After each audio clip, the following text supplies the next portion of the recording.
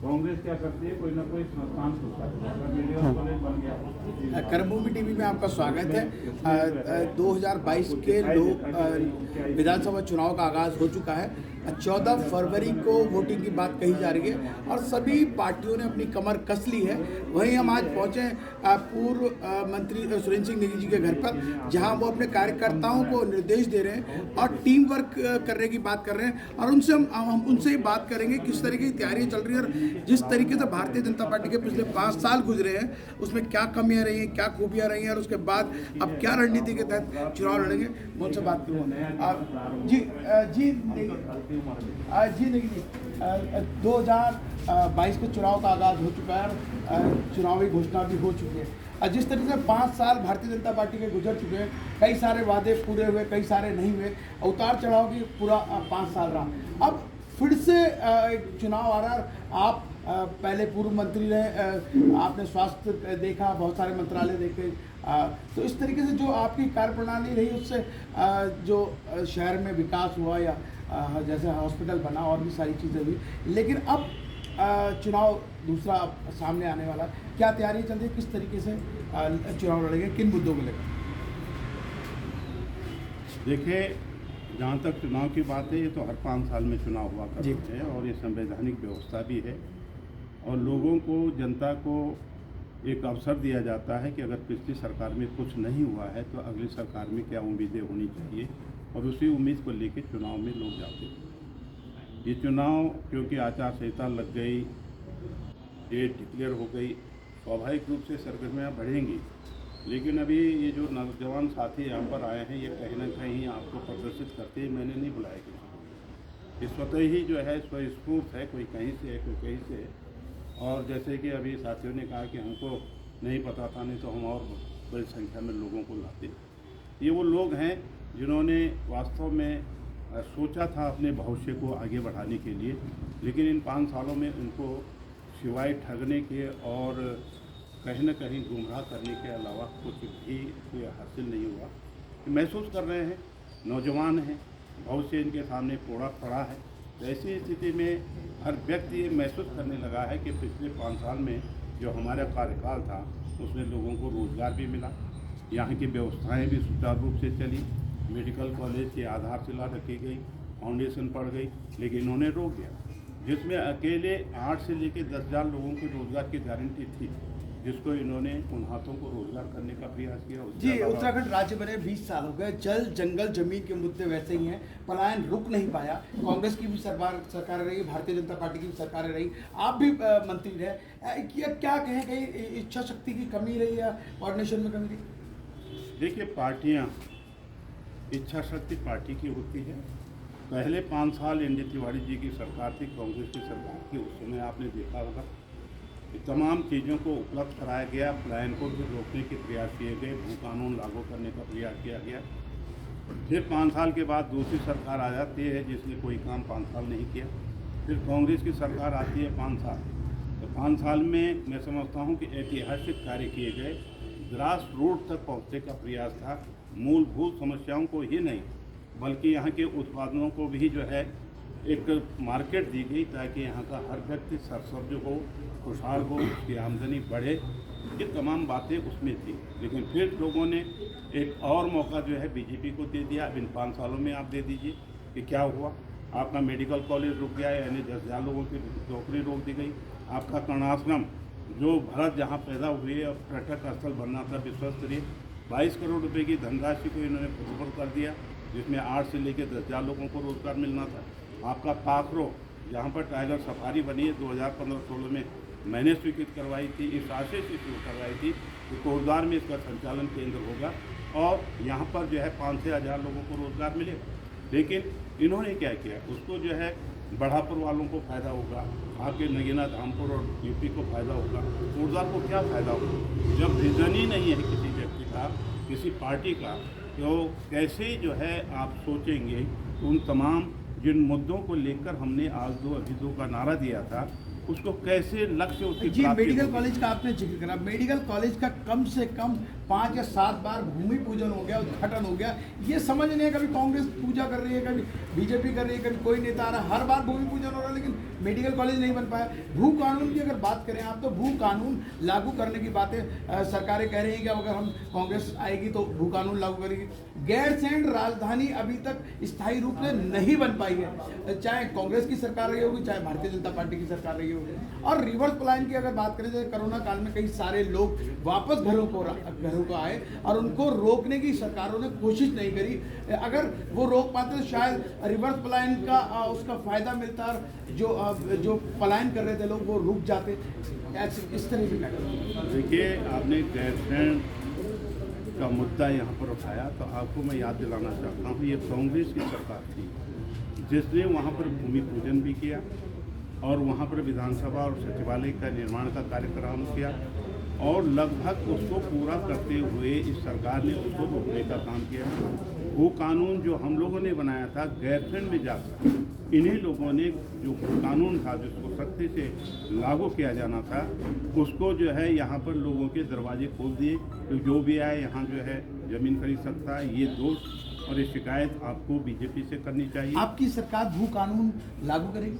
100% करेगी। ये हम लोगों ने पहले ही तय कर दिया, और इसमें जो है ये भी कहा है कि जो जनता की राय शुमारी भी इसमें ली जाएगी, लेकिन यहाँ के हकों को, लोगों की, जनता के जो हकूक़ हैं उनको नहीं बेचा जाएगा, किसी भी ढंग से नहीं बेचा। आम आदमी पार्टी ने आगाज कर दिया, उत्तराखंड में पहली बार वो चुनाव लड़ी। उसने कुछ मुद्दे सामने खड़े कर दिए, जैसे बिजली फ्री, पानी फ्री और बेरोजगारी भत्ते की बात करी। जिन लोगों ने ग्रेजुएशन कर लिया, 12th कर लिया, उनको जब तक रोजगार नहीं लगता उनको बेरोजगारी भत्ता देंगे। ये सोच कांग्रेस या भारतीय जनता पार्टी और पार्टी के दिमाग में क्यों नहीं आई, और क्या अब सरकार इस पर इम्प्लीमेंटेशन करेगी? देखिए, 300 यूनिट बिजली फ्री करने की वो बात करते हैं। मैं उनसे एक बात पूछना चाहता हूँ, उनका सरकार इस समय दिल्ली में है, क्या उन्होंने महंगाई वहाँ पर कम कर दी? पहला सवाल उनसे है। महंगाई कम करेंगे तो स्वाभाविक रूप से बिजली का भी पेमेंट जनता करने को तैयार है। हाँ, जब आमदनी 98 है और खर्चा रुपया है, तो ऐसी स्थिति में ये सब बात दिखाए जा रहे हैं कि ठीक उसी प्रकार का एक जुमला होने वाला है जो उन्होंने कहा था कि 15-15 लाख आपके खातों में आएंगे, जो आज तक नहीं आए। और ऐसे ही जो है 300 यूनिट बिजली की बात जो की जा रही है, ये कांग्रेस की सरकार थी जब भी, तो उस समय बिजली को बेहतर भी बनाया गया, कम दरों पर उसको उपलब्ध कराया गया। आज उसी बिजली की कीमत दोगुनी हो गई। तो हमारे टाइम पे तो जो है बहुत सही दामों में मिल रही थी, और आवश्यकता पड़ेगी तो निश्चित रूप से राहत दी जाएगी। और जैसे कि हमारे नेताओं ने कहना प्रारंभ कर दिया कि हर वर्ष हम लोग कभी 100 कभी 200 यूनिट जो है इसको फ्री करने का नहीं, बेरोजगारी भत्ते की अगर बात करें, युवाओं में ना तो रोजगार की संभावनाएं पैदा हो रही है, ना ही उनको छोड़ के, शहर छोड़ के, अपना जमीन धरती छोड़ के जाना। बेरोजगारी के लिए क्या कहेंगे आप? बेरोजगारी, देखिए, आपको मैं स्मरण दिलाता हूँ, जब हमारी सरकार 2012 से लेकर 17 के बीच में थी, तो आपको ये याद दिलाना जरूरी समझता हूँ कि उस समय हमने बेरोजगारी भत्ता देना प्रारंभ किया, और उसमें कुछ मानकों के आधार पर हम लोगों ने लोगों को उपलब्ध कराया था। जो सिलसिला प्रारंभ किया था उसको और मजबूत हम लोग कर रहे थे, लेकिन दुर्भाग्य से हमारे ऊपर राष्ट्रपति शासन छोड़ दिया गया। और वर्तमान जो ये 5 साल की सरकार जिसको पूरे होने वाले हैं, इन्होंने उस जो कंसेप्ट हम लोगों ने बनाया था कि बेरोजगारों को रोज़गार देने की जो व्यवस्था हम लोगों ने एक संवैधानिक व्यवस्था करवा दी थी, बजट पास करवा दिया था, उसको जो है बीजेपी सरकार ने रोक कर जो है जो बेरोजगार युवा हैं उनके साथ बहुत बड़ा अन्याय किया है। जी, 20 सालों में भारतीय जनता पार्टी की सरकार भी रही, कांग्रेस की सरकार भी रही। कोट द्वार की स्थिति ज्यों की त्यों है, सड़कें टूटी हुई हैं, सीवर लाइन 40 साल पुरानी है, जबकि कांग्रेस की सरकार भी आई, भारतीय जनता पार्टी की सरकार आई। और देखिए, कूड़े का ढेर आज भी वैसा ही लगा हुआ है। देखिए, कई सारी चीज़ें जो हैं बदली नहीं है। अगर शहर की डेवलपमेंट, चौड़ी सड़कें नहीं बन पाई, और जो अतिक्रमण नहीं खत्म हो पाया, जो अवैध कंस्ट्रक्शन है उस पर रोक नहीं लग पाई, तो कोट द्वार की स्थिति सुधरेगी या भारतीय, जिस तरीके से भारत की नगरी है, जिसके नाम से भारत देश का नाम पड़ा, उसको वो सम्मान नहीं मिल पाया? क्या कहें, सिर्फ शराब का अड्डा बन जाएगा, या जिस तरीके से मोहल्ले मोहल्ले, गाँव गाँव, गली गली में शराब बिक रही है, सिर्फ वही अड्डा बनेगा, या बदलाव की संभावनाएं हैं? आपको याद दिलाना चाहता हूँ कि पिछली बार जब हम 5 साल थे, उन 5 सालों में एक भी शराब की दुकान नहीं खुली। ये वर्तमान सरकार ने यहाँ पर हर जो है 15 कदम पर जो है सवार दुकानें खोल दी, जिनका लोगों का भविष्य खतरे में पड़ गया। हमने स्मैक को जड़ से समाप्त करने के लिए बरेली की चाची को तक गिरफ्तार किया था और यहाँ पर स्मैक का बिकना 0% हो गया था। इस सरकार में आप देखिए क्या स्थिति है। आपने बदहाली की बात कही, मैं आपको याद दिलाना चाहता हूँ कि कांग्रेस का पहला कार्यकाल जो उत्तराखंड बनने के बाद था 2002 से लेके और 2007 तक, उसमें यहाँ पर हाहाकार मचता था। पानी के लिए रोज़ जो है यहाँ पर धरना प्रदर्शन होता था। आज उस समय हम लोगों ने ये धरना प्रदर्शन समाप्त करवाया, लोगों के सर से घड़े कसेरे बाल्टियों को उतारा, लोगों को घर तक पानी मिल रहा है। स्वास्थ्य सेवाओं की अगर हम बात करते हैं, यहाँ पे इतना बड़ा हॉस्पिटल बना है। पहले 60 बेड का हॉस्पिटल था और 60 बेड के हिसाब से यहाँ पे डॉक्टर उपलब्ध होते थे। आज 300 बेड का हॉस्पिटल है। दुर्भाग्य इस बात का है कि हमारी जो फाइल वहाँ पर पद सृजनों को लेके इसमें 55 से 60 डॉक्टर होने चाहिए, वो डॉक्टर ये सरकार 5 साल में उपलब्ध नहीं करा पाई। 250 मेडिकल स्टाफ यहाँ पर होना चाहिए था 500 बेड के हॉस्पिटल के लिए, वो 5 साल में नहीं कर पाई। ये दुर्भाग्य कहा जा सकता है कि ये सरकार सिर्फ और सिर्फ सोती रही। यही नहीं, जब 300 बेड का कोई भी हॉस्पिटल बनता है तो उसमें ये मैंडेटरी हो जाता है, ये आवश्यक हो जाता है कि वहाँ पर जो है ऑक्सीजन जनरेशन प्लांट लगे। हमारी पत्र गया था केंद्र सरकार को, क्योंकि इसका ऑक्सीजन का जो नियंत्रण है वो केंद्र सरकार रखती है, लेकिन उन्होंने उसको नहीं किया, जिसकी वजह से बहुत सैकड़ों लोगों को मारा गया है इस पे। और ये कहीं ना कहीं बीजेपी सरकार की वजह से मैं समझता हूँ। चलिए, आपकी एक उपलब्धि, 2 उपलब्धियां आपने गिनाई और ये कोटद्वार वाले जानते हैं कि जिस तरीके से पानी की कमी थी, लोग सर पे कसरे लेके घूमते थे, आपने जगह जगह ट्यूबवेल खुदवाई, हैंडपंप लगवाए, उससे पानी की समस्या तो कहीं ना कहीं खत्म हुई। दूसरी बात, आपने अस्पताल बनाया, ये भी लोग मानते हैं कि अस्पताल बनाया आपने। एक नई उपलब्धि आपके हाथ में आई कि अस्पताल बनाकर आपने कोटद्वार में एक अच्छी पहल करी। लेकिन जो रिफर सेंटर वाली बात रही, हमेशा डॉक्टरों की कमियां रही, इस तरीके से जो रहे मुद्दे वो कि हमेशा डॉक्टर नहीं रुक पाए। एक बात मैं कहूँ कि आप इतने सालों से लगातार कांग्रेस के विधायक रहे, कभी आपको इतना जनता ने प्यार दिया, मोहब्बत दी, अब 25 साल से अधिक आप पूरा जमे इस कोटद्वार में जमे रहे, लगातार आते रहे जाते रहे। लेकिन इस तरीके से मैं ये कहूँ कि क्या एक अलग राजनीति से अलग घट के बात करूँ कि जिस तरीके से कोटद्वार को सम्मान मिलना चाहिए था वो क्यों नहीं मिल पाया? देखिए, पहली बात तो ये है कि मुझे जनता ने एक बार चुना, एक बार जो है आराम।